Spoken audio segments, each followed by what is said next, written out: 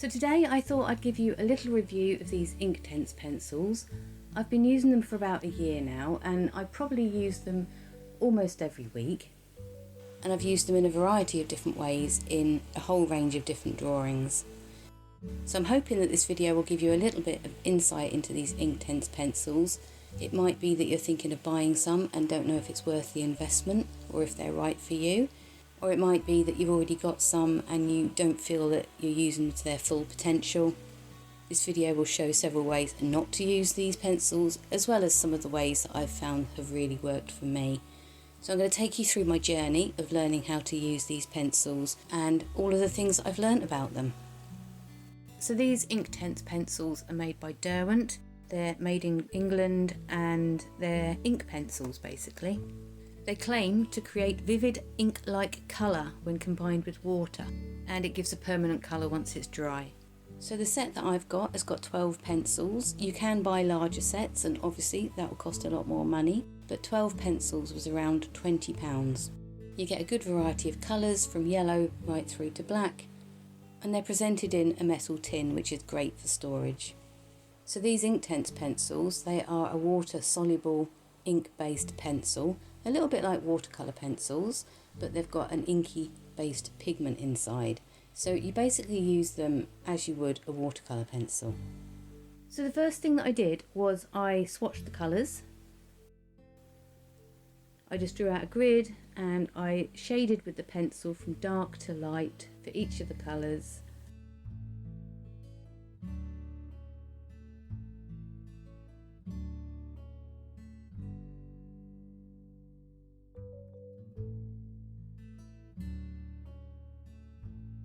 And then I added some water.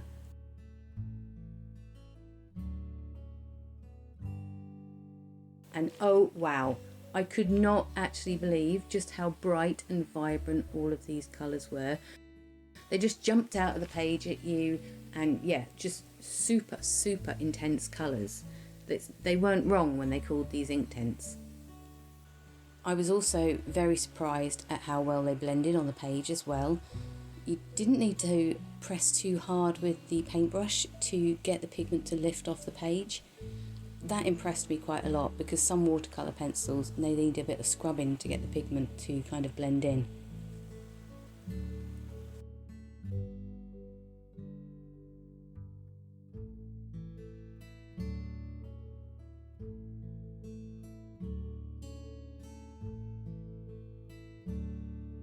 So without any instruction and without watching any tutorials on how to use these pencils, I decided I was going to draw an apple. Because whenever I get a new item of art equipment, I do think that if you draw an apple, it's so simple, they're quite forgiving, and it gives you the opportunity to really try out your new art medium. So that's what I did with the Inktense pencils. So I just kind of drew the apple as I would if I was using colouring pencils. I was layering them up, trying to get the intensity right, and with hindsight that wasn't the right thing to do. So once I'd drawn the apple and I was happy with it, I was ready to add the water.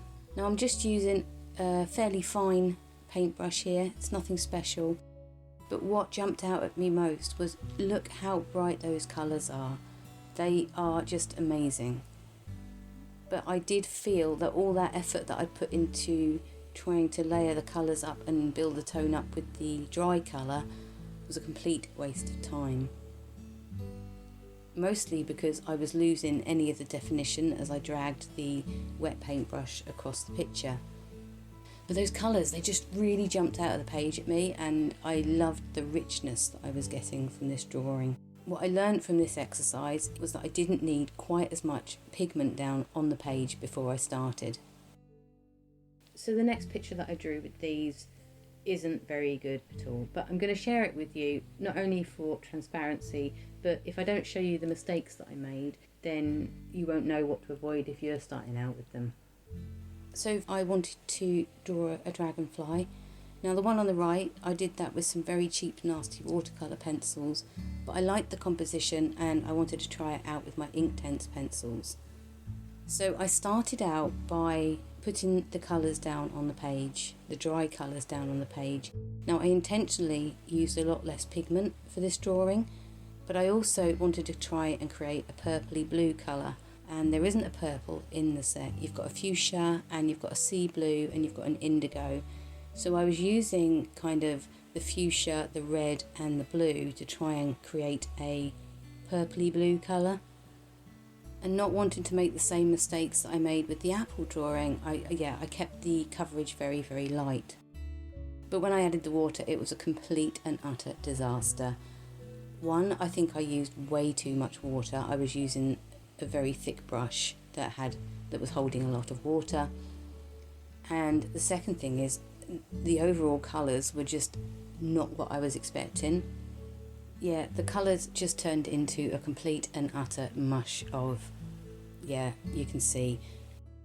But what this led me on to was the realisation that I needed to learn which colours to blend to create which other colours. So whilst I understand the basics of colour blending and mixing colours to make other colours, these Inktense pencils are totally new, so I thought I really had to do this swatching sheet. I did an extensive couple of sheets of swatching. What I did was I mixed each of the colours with each of the other colours. I drew it all out on the page. In the first square I did a light covering of the Inktense pencils, and in the second section I put a heavier covering so that I could see the different tones that were coming out of the same colours. This was an invaluable exercise for me, and if you get your own set of Inktense pencils, I can highly recommend that you do this as well. I have already published a video of me doing the swatching for these Inktense, and I will put the link in the video description if you haven't seen it already.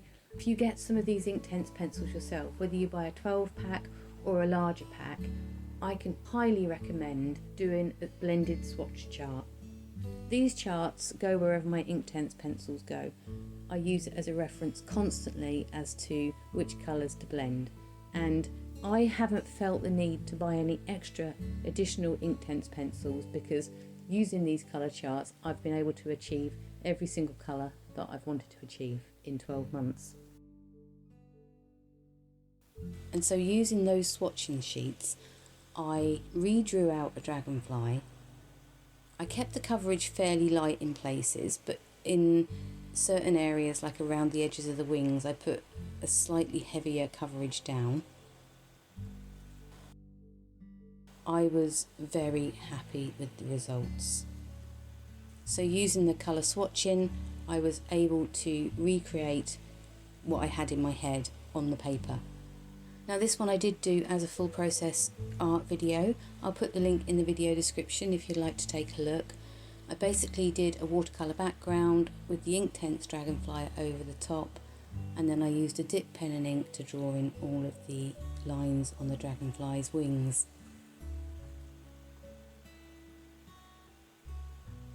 So lesson 1 was that I didn't need quite as much pigment down on the page as I initially thought, and lesson 2 was that I needed to do the swatching to learn how these colours blended together.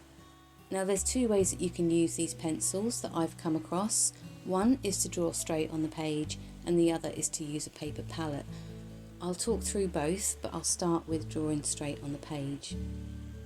So one thing about these Inktense pencils is that once you've added the water, you can't reblend a section.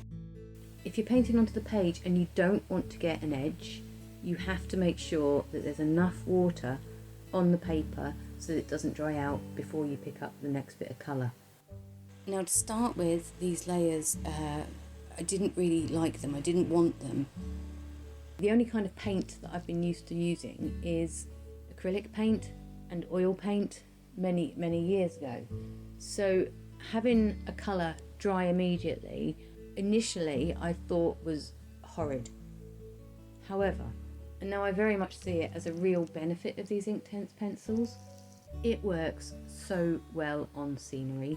Now I didn't really know if I could use that technique, but I thought I'd try it out on this treescape. I was able to put the dark sections in for the shadow on the branches, let them dry, and then they weren't going to blend or run into the rest of the tree. And whilst I don't do a lot of this kind of drawing or painting, I did feel that that was working quite well for me. It was a really effective way of using the Inktense pencils directly onto the page. So it was a definite learning curve for me, and I will show you through my Inktense sketchbook. So I picked up a small A5 sketchbook. It's a watercolour sketchbook because I thought a watercolour based sketchbook would be ideal for using with the Inktense pencils. A bit hit and miss really. So my next few attempts in this little sketchbook were not particularly great, but bear with me. I was really just trying to figure out the best way of using these pencils on the page, and whether or not I should draw everything in place first and then add the water, or whether I should do a bit here and then come back to it later. But what I found was that I was struggling quite a lot. So at this point I had read in an article that you could use these using a paper palette. Never heard of a paper palette before, but I was going to give it a try. It was a real game changer for me. So this is my first picture that I did using a paper palette. It's not brilliant, but I'm really very happy with it. And what I did was I initially did the pale greens on the page, and then for all the detail I used this little paper palette at the top. And all you have to do for that is scratch a little bit of colour on a loose sheet of paper, add the water and pick the pigment up with your paintbrush, and then use it to paint onto the page.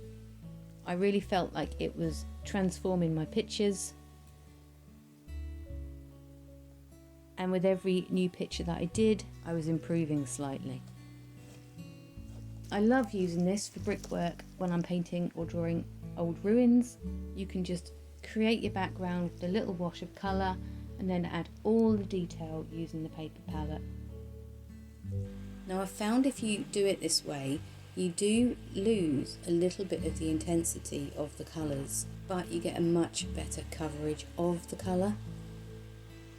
And what it means in a regular drawing is that you can go and rework over areas to add a bit more detail to the page. It's really good for brickwork and for details in the churches and the buildings that I've been drawing. And you really only need a tiny amount of water on your paintbrush, and I think it does give slightly better control over the colours that are going to appear on your page this way. So using the paper palette has been a real game changer for me, especially in my regular sketchbook. You can build up your colours, and because the Inktense dries so quickly on the page, because you're not having to use a lot of water, you can really build up the colours quite quickly as well. I do use quite a fine brush when I'm using the paper palette, mostly because you don't want to have a lot of water on your paintbrush. If you have a lot of water on your paintbrush, you're going to end up with a soggy, crinkly page. And as the months have gone by, I don't do an awful lot of drawing like this in my sketchbooks, but as the months have gone by, my drawings have, in my opinion, improved immensely. So this one's my favourite that I've drawn with the Inktense pencils. So with my doodle art, I've found that these neurographic pencils work really well when you're blending two colours together.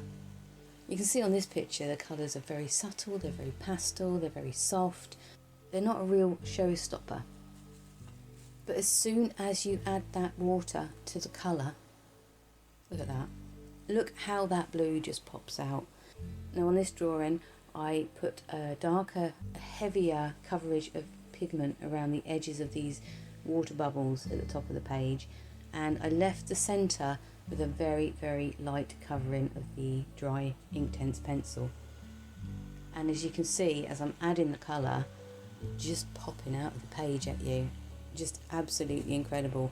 So for my doodle drawings, I absolutely love this. However, I've found that if I'm just using one colour on the page, I sometimes get quite a patchy coverage.